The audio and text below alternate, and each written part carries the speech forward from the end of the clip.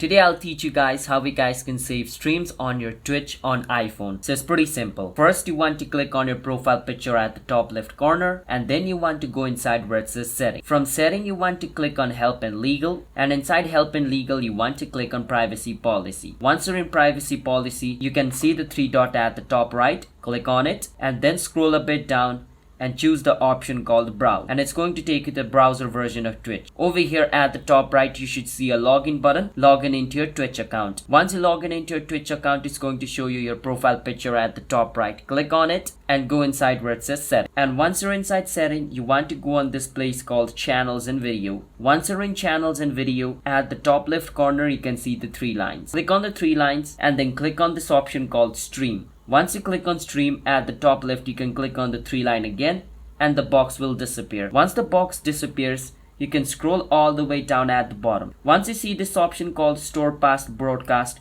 make sure it's on, because if you turn it on it shows that VODs will be published by default if toggled on. Alright, so basically once you turn this on you have done it, and you can scroll a bit down, enable clips, make sure you turn that on as well. And when both of the settings are turned on, basically your Twitch stream will be saved when you go live automatically. So that's how you guys can save your Twitch streams on iPhone. Hit the subscribe to our channel, want to step for future videos like this. I'll see you guys next time.